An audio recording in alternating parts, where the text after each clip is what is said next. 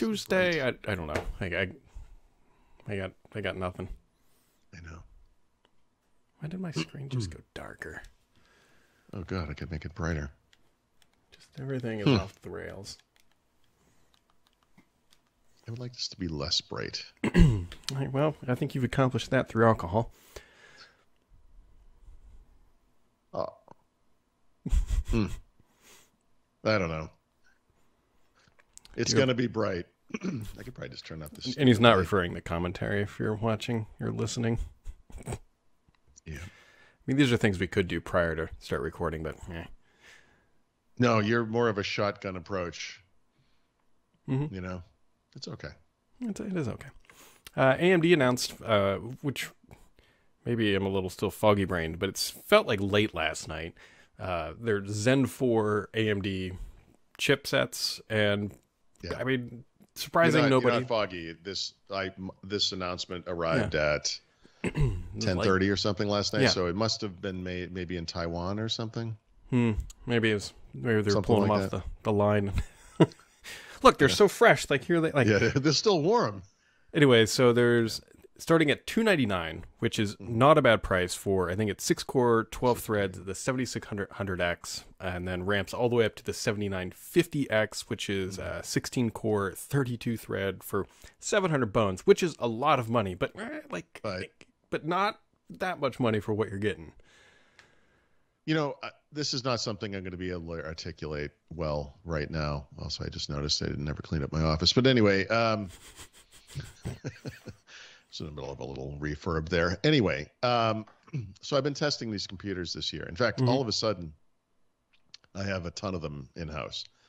And the big change this year, most of them are Intel-based, right? So Intel, with the 12th gen, has switched to what I think of as an ARM-style architecture, hybrid architecture, right, with power and efficiency cores. They've added a P-series line between U and H, if that makes sense to people. So previously, well, it doesn't matter what we had previously, but U-series is 15 watt, as it always been. I would say 90-something% of what I review easily before was U-series. And U, as its name implies, is for ultrabooks, but honestly, they were in every. It was just the mainstream chip, and then H was for high performance. 56 watts, I think.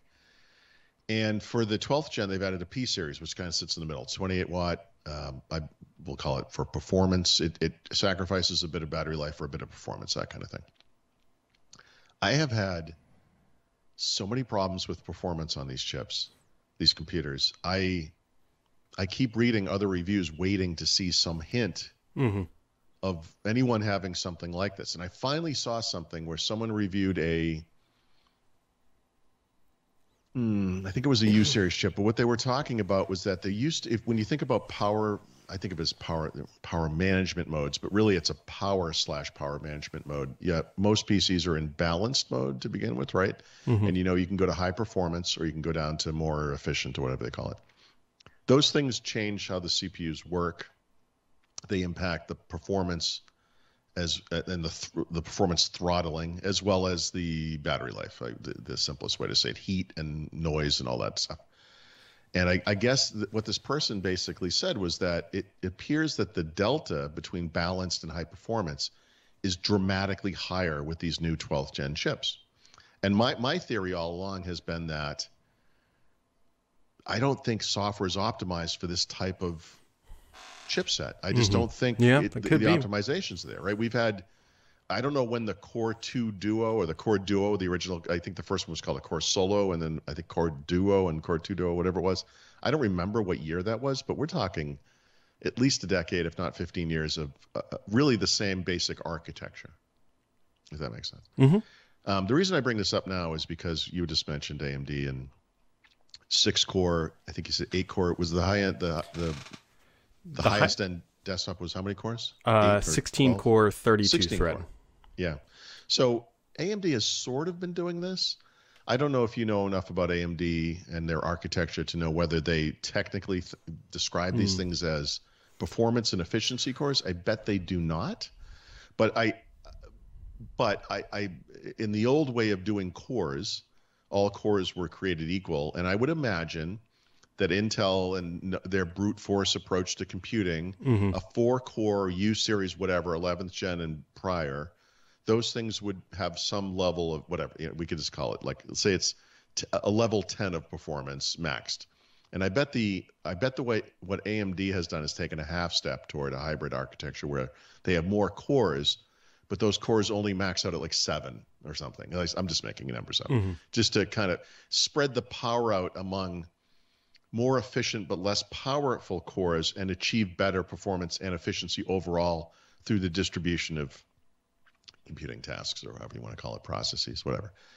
And I don't know. It's interesting watching the PC world evolve, and I'm curious to see whether I just finally got an AMD Ryzen Pro 7 something in a ThinkPad, and I'm really curious to see whether this thing exhibits any of the performance hiccups I've seen with the 12th gen Intel stuff, and over time how it compares heat, fan noises, whatever. That's just fans, but I mean heat.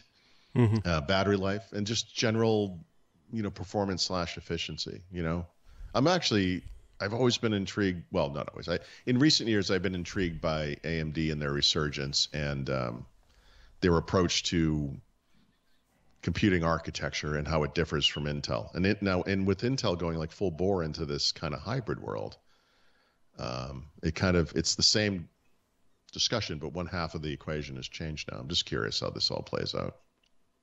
Yep. That probably made no sense to anybody. I'm sorry. I just how my brain works. Fell asleep 3 times. Yeah. No, I actually I nodded off once myself. Yeah. I don't know. Yeah, it'll be interesting to see what the TDP is on Intel's upcoming stuff, because their current Gen 12 we're on, is pretty darn high. Those things can suck down a lot of power, like the 12900K. Yep. Yep. Now, the top of the line, the 7950X here, it says the TDP is 170 watt, which I don't know. I guess it depends how you think about it. Yeah, but again, I feel like I'm not a hardware guy, so I mean, what I'm saying is probably, I'm sure people are just laughing at this, but I feel like when you spread out the available performance over more cores, you achieve a level of efficiency that's not possible with the brute force 2 to 4 gigantic, powerful cores. And I think Intel's switch to this hybrid architecture has temporarily impacted things. I did have one computer. It was actually, I think it might have been the first U series 12th gen I got, where I had to put it in high performance mode or whatever it's called, because in balance mode, the cursor, like Word couldn't keep up with me when I was typing. Like you don't even think about that. Like you don't have that problem with Pentium processors. Like that's crazy unless you're running, 12 tabs in a browser or something. But that's just a problem I don't even think about anymore. And so to experience, and now I've experienced it twice, by the way. I don't know. I think we're in a little. I guess my point is, Intel is right to go to this. And when you talked about that, like I think you were mentioning like a 13th gen thing that's coming down the road. Yep. I bet we're going to see more efficiency cores in the future, and that the performance core story will kind of sit still. I think that's how they're going to handle this. But I also think, and I don't know, I mean, maybe there must have been some work, but I really feel like Windows needs to be optimized a lot more to accommodate the way these things work. Oh, sure. That this has to come from Windows or Linux or whatever system you're running. And that it will catch up, right? And that this will be a bizarre artificial dividing line between Windows 11 and Windows 10, right? Why not? They'll make Windows 11 more efficient on these things, but not Windows 10, of course. But this might be an entry. This might be an interesting window for AMD to further improve their situation. The TDP, by the way, which I looked up, the Core i9 12900K, 241 watts at max. Oh, jeez. Yeah, so basically the equivalent of a Tesla. Yeah,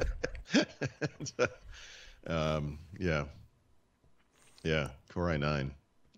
I've never, have I? I don't think I've ever reviewed one, but I have one coming in soon.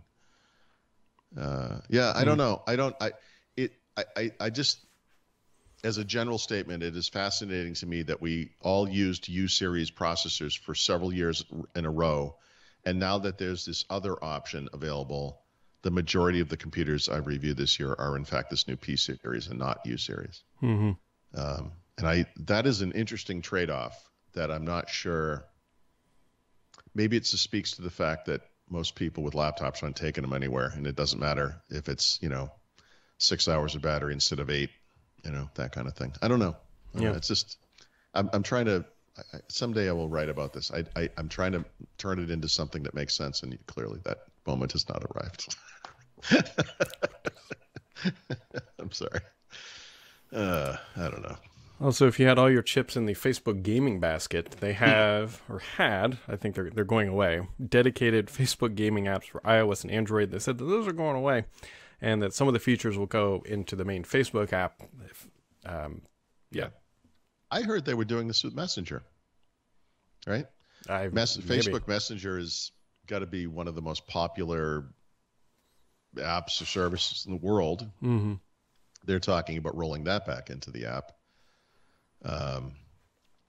Why wouldn't gaming? Yeah, I don't know. I mean, who's doing this? Did anyone download a Facebook gaming app? Apparently some people did because they were sharing the screenshots they were getting on Twitter, but okay. Yeah, but that's, I don't know, 6 people? Who knows? I mean, of all the things you can do on a phone, that you were like, you know what? This is how I'm going to spend some time. I'm going to track the user on Facebook games. Yep. Okay.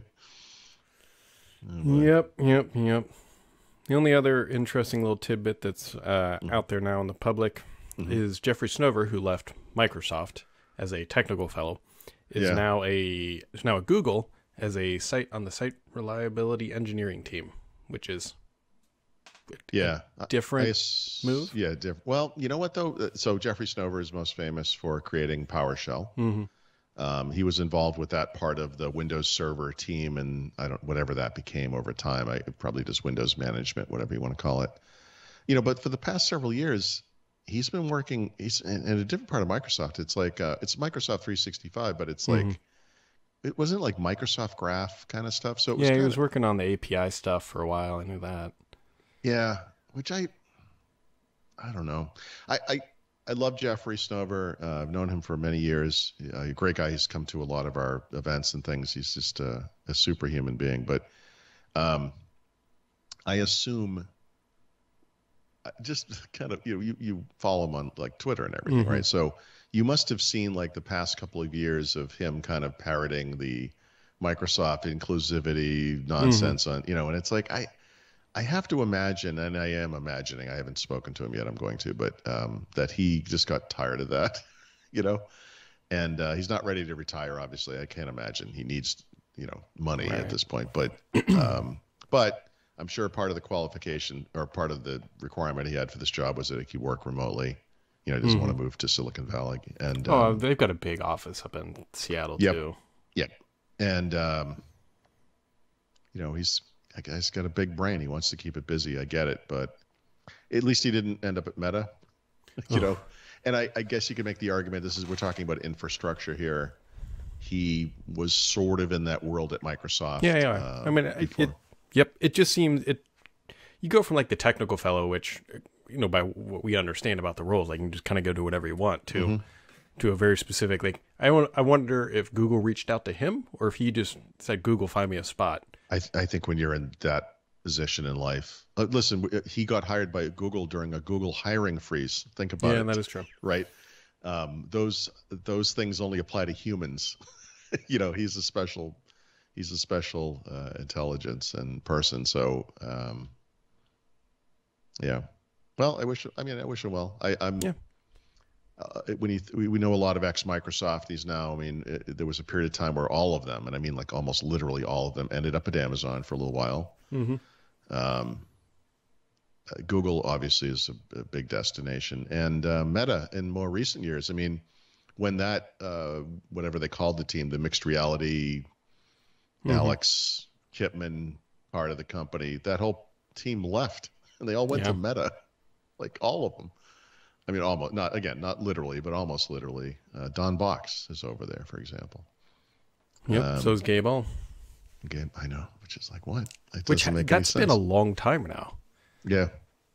And these are people who were kind of public facing, not kind of, were public facing.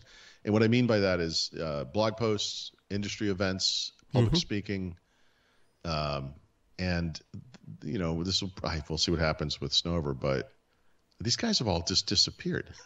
Maybe that's the point. I see them on Facebook and stuff. I mean, I'm talking like from a public facing part of the company.